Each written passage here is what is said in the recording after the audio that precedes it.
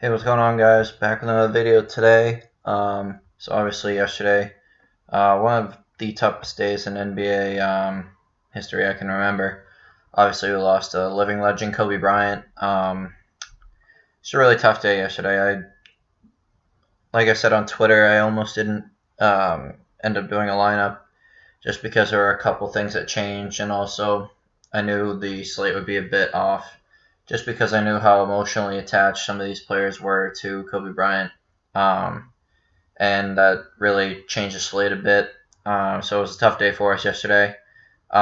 Just because of the late news that Kyrie wasn't going to play, I was actually going to sub him in once I found out that Jaylen Brown was going to play. And everything after that was just rushed, and I didn't have enough time to do good enough research. So that's on me. I should have just canceled the day for us. But nevertheless, we're back today. We're gonna bounce back in honor of Kobe. Rest in peace to him and his daughter and all the victims of that horrific crash. Praying for both families, and really hope they can, heal as time goes on. Obviously, it's gonna be a tough road ahead, but really hope they can, bounce back from this. But anyway, on a more positive note, let's take Mamba mentality and let's move forward. Let's get to tonight's slate. So first, I'm just going to go over the games that I like, games that I don't like, and then go into each player. So, Cleveland, Detroit. I really like this game. Should be a decently. I actually haven't looked at the spreads, but I would think this would be a pretty high spread, with both teams being relatively not great on defense. So I really like this Cleveland-Detroit game. Definitely target a couple players in those ones, in that one. Orlando, Miami, it all depends on injury news. There's 3 Miami guys, including one that I have in my lineup that is considered questionable at this point. So it'd be important to follow me on Twitter at Fantasy Talk Show for that one, for the updates on that. Or if you follow Roto Grinders also, they usually come out with injury reports as early as they find out. So, so Miami, Orlando, just going to be interesting seeing who plays, who doesn't. And like I said, I'll update you on Twitter about that. Sacramento, Minnesota. That one's like a mid-tier one for me. I think I have one or two players. I think I just have one player in that game. But not it's like smack dab in the middle in terms of probably spread, I assume. Dallas, OKC. Don't love it. Don't love it. I do have obviously one guy. Yeah, you can see him over there. I have one guy in that game, but no others. San Antonio, Chicago. So it's actually, I recorded this video once today already, putting LaMarcus Aldridge in my lineup, and then literally 50% into my upload, it came out that he wasn't playing. So I had to cancel the upload, and I actually kind of had to start from scratch because not having Aldridge and in that lineup today opened up some budget, I guess you could say, some salary. So it kind of changed the lineup a lot. So I didn't want to upload that video and then try to update everyone on Twitter, because I know some people who are following me on YouTube don't follow me on Twitter yet. So now that that's changed, this could be an interesting game to look at.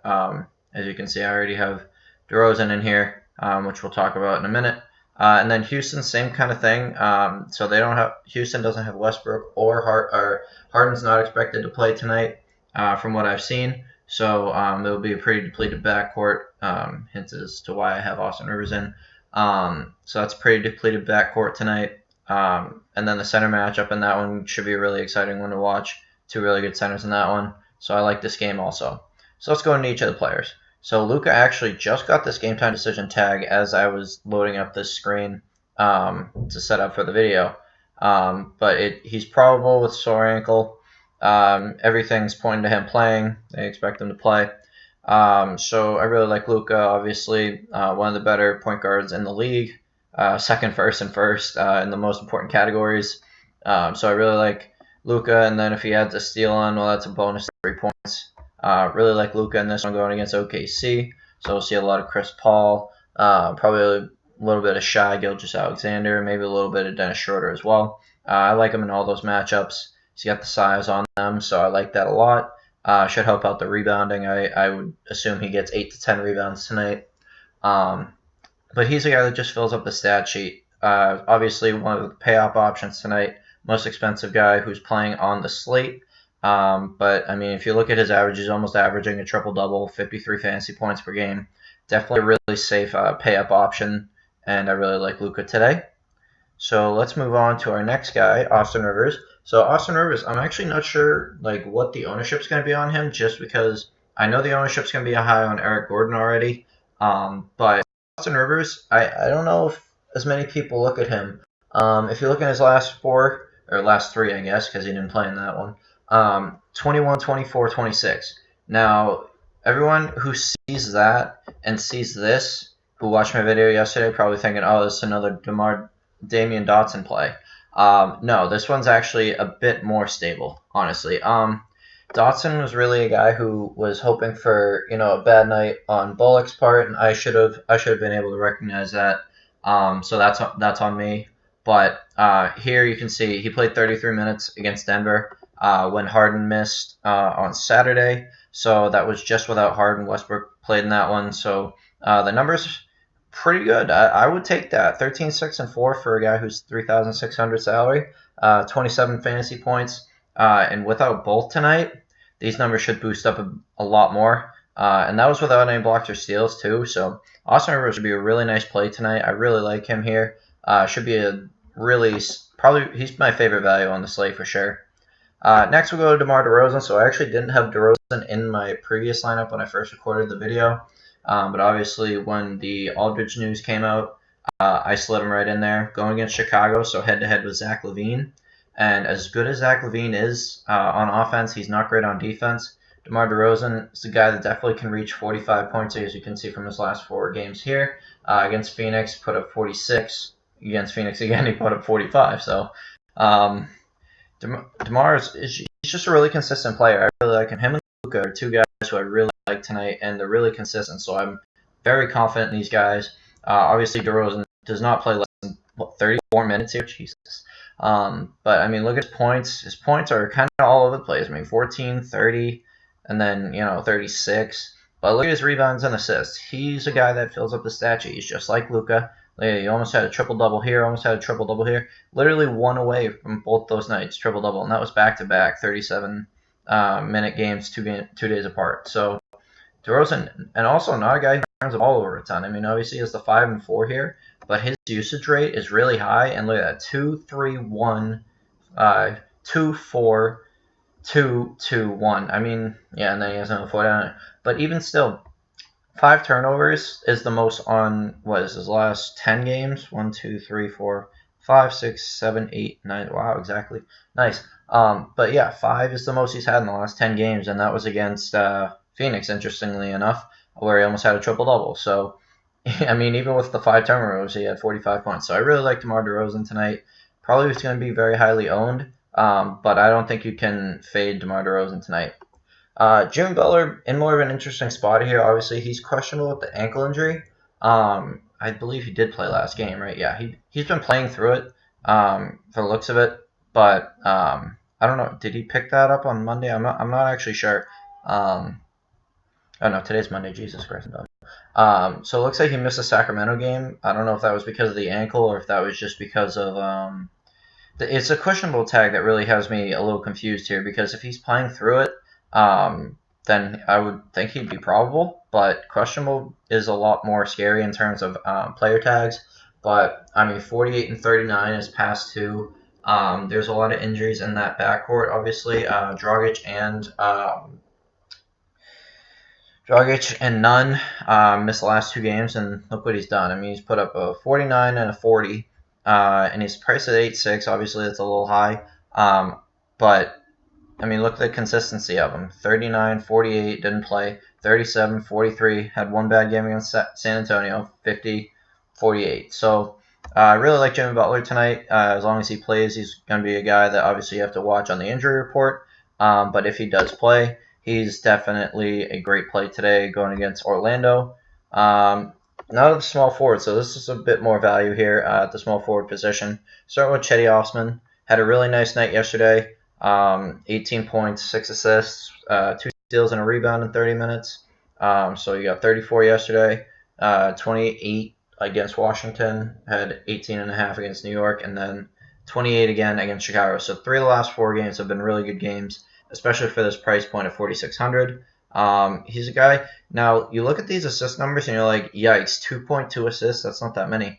But if you look at his last 2 games here, he's done a lot better of a job of being able to assist. 6 and 5 here. But like before that, he wasn't really much of a distributor. And now that he's starting to fill up the stat sheet a bit more, he's looking like a lot more viable of an option. 28 and 34 in his last 2, had 27 in that one. So I really like Cedi Osman tonight. I think he'll be low owned, and I just like the way he's been playing recently, and I think he's a really nice option here. Now going to a guy who's probably going to be a bit of a chalk play today, but you really can't fade him today because with no Westbrook and no Harden, Gordon's going to be leaned on heavily for scoring, especially from the wing. He had 19 points, 3 rebounds, assists, a block, and a steal. So he's another guy who really fills up the stat sheet. And that was with Westbrook playing in this one. So 35 in his last 2. Look at these fantasy point numbers. 30, 37, 29. Or 28, sorry. But, when he plays, he scores. Yeah, he has the potential to have a bad game, which could actually help his ownership. But when he's involved in the offense, which he obviously is going to be tonight, he can score up to 37, 38 points. I really like this play today. I think he's one of those chalk plays that you can't really fade. So I really like Eric Gordon tonight. Should be a really fun matchup to watch against the Jazz. Next, we're going to Thaddeus Young. So Thaddeus Young, at first, when I first saw this game today, I thought there was no chance I would play him just because LaMarcus Aldridge is such a really good defender. Now, Thaddeus Young actually had a really slow start to his game yesterday, but ended up finishing with 28. So he's actually scored exactly 27.6 in the last 2 games. Scored 38 in the game before that, or 2 games before that. Only played 19 minutes against Minnesota, so obviously that didn't help in terms of his points. But he's just a guy that fills up the stat sheet. Look at this: 10, 8, 2, 14, 6, 3, 2, 2. He's got a block or a steal, in his last 4 games here. And I really like Thaddeus Young's price point, 5,500. Definitely is going to help in terms of being able to spend up in other positions that I think are better spend up positions to do tonight. Power forward I didn't love when I looked through. The only one that really stuck out to me really was Bam Adebayo, but even still, I think he's game time decision. So, and also he'd be going head to head with Vooch, who is a very good defensive center. But if you look at Bam here, he's only priced at 8,100, which really isn't a bad price for Bam. But if you look at, he's also probable, so it looks like he's going to play. But yeah, he scored 40, and then he had a 17 against Washington, 37 to 53. So, if you did want to spend up on a power forward, this would be the guy, as long as he plays. And this will be an option if Jimmy Butler ends up not playing. We can find, I might even substitute, if Jimmy Butler doesn't play, I'll probably substitute Bam in for Thaddeus Young, and then probably switch out Jimmy Butler for Tyler Herro, and there should still be enough salary to do that. But I'll do the math later and let you guys know on Twitter. But that's probably going to be the move I make if Butler does not play. But let's move on to the next power forward position. So we have Trey Lyles. Obviously, he's going to be filling in for Aldridge. So obviously, recently he hasn't been playing very much just because Aldridge has been healthy. But at a 3,600, if he plays, he should play right around 20 to 25 minutes tonight. Scoring around 20. Really like the value at 3,600. He's a guy that's going to grab a lot of rebounds. And if he gets enough points, he could really be a nice chalk play here. Obviously, he's going to split with Jakob Poeltl. Poeltl will probably get the start, but there's a lot of spend-up centers that I really like tonight. So I think Trey Lyles will get 20 to 25 minutes, and that'll really boost his value here at 3,600. I don't think he's going to be the most popular chalk play, which is why I went with him. But I think Trey Lyles is a good option here at power forward. Then lastly, our boy Cat. Cat yesterday performed very well or was it yesterday? Yeah, I believe it was yesterday. Jeez, I have such a bad memory sometimes. So yeah, Cat finally returning to form, played the 25th, so no, that was the day before. Me and my math. Played against OKC, obviously put up huge minutes, huge numbers, scored 65. Starting to really, return to the Cat we know. Obviously, he missed a lot of time with that knee injury, and he, got eased back into it. He put up 27 his first game back, but he only played 28 minutes, 26 minutes, and then they were like, all right, you're good to go. And Cat answered the bell by scoring 51, 48, 50, and 64. So in his last four, when he's actually played 30-plus minutes, other than that Houston game where he didn't even need 30 minutes, he scored 48-plus in each four games. Really good spend-up option here at center. If you did not want to pay for Cat, which I don't know why you wouldn't, there are a couple other options which I'll go over real quick. I know we're getting kind of long in the video, but Drummond isn't a horrible play here just because Thompson really hasn't been playing that well. Which is why he's all the way down here at 5,700. I think Drummond has a really nice rebounding edge over here. Now you're probably thinking to yourself, oh, Kevin Love's there, but Kevin Love plays a lot on the perimeter, so he's not really a threat for offensive rebounds. So Drummond should get a lot of the defensive rebounds today. Obviously, they're thin in their front court, so he'll get plenty of minutes. I like Drummond, but I just like Cat just because he's 100 cheaper, and I think he fills up the stat sheet a little better. Gobert, tough matchup today with Clint Capella, who actually now is a game time decision. That also is kind of new. I didn't see that earlier, but if I assume he's probably probable if it just came up. Oh, he's actually listed as doubtful. Okay, so this actually changes a lot. So with no Clint Capella, obviously Eric Gordon's a lock. I think Austin Rivers is pretty much a lock at this point. Gobert is a good option here. So Clint Capella. Who's his backup? I can't even think of his backup right now. That's actually a really interesting injury because that brings who's even their backup center? I don't know who's the Rockets' backup center. I can't think of who it is right now. Jesus. So that was big news. So probably looking like no Capella tonight. So if you wanted to play Gobert, open up a little more cap space, maybe for like small forward position. If you didn't feel comfortable playing Chetty Osman. That opens up another, what is it, 700 or so. So here the small forward options really aren't that great tonight. So, Chetty Osman's 4,600, so you could go up to like maybe a Joe Ingles. I don't know if you'd have enough to go up to a Bogdanovich. Maybe Tim Hardaway too, especially if Luka is on 100%. Tim Hardaway, though, he's kind of tough just because he's so reliant on his scoring. Only 21 fantasy points per game, and yeah, I still really like I still really like Chetty, but I know some people are really really tough on Chetty just because he doesn't do a whole lot other than scoring. But like I said, his assist numbers have been up. Like Hardaway, look at that, 35 and then a 19, 17, 19. I still like Chetty a lot better here. But if you wanted to go that route, I could see it. But yeah, so that's the lineup as of right now, guys. With that Capella news, that might make me want to play Gobert, but I really like Towns here, so I'll probably stay with Towns. But again, I'll let you know on Twitter if I make any changes. So yeah, again, just scroll through the lineup. And yeah, if you have any questions, feel free to comment. Because I really like talking to you guys about this. It's a lot of fun for me just to make lineups and communicate with people, talk about fantasy basketball. Obviously, I'm trying to build up a nice little channel here, so like and a sub would be huge. If you want to have your notification bell on, because my upload times will be a bit funky sometimes just because I'm still in school. But make sure you put those on so that way you don't miss a video. I was really had a lot of support yesterday. I had 138 views, which was the highest I've ever had on the channel. So thank you guys very much for taking a look and giving me a try. I apologize for the lineup yesterday. Obviously, like I said, it was a last minute scramble. I should have just canceled, but once I saw the number 138, I didn't want to cancel on that many people. So I really want to try to get a bigger following and hopefully help more people. I'm not going to charge, because it's fantasy basketball, and I haven't proven myself yet. So I'm not even going to try to get into charging anybody. I just want to make free lineups and give you some insight on some players. So I really appreciate the support. Definitely like and sub. Comment if you have any questions. Feel free to reach out to me on Twitter. You can always DM me on Twitter. I'll try to get back to you as soon as possible. But there's the lineup, guys. Good luck tonight, and let's get this money.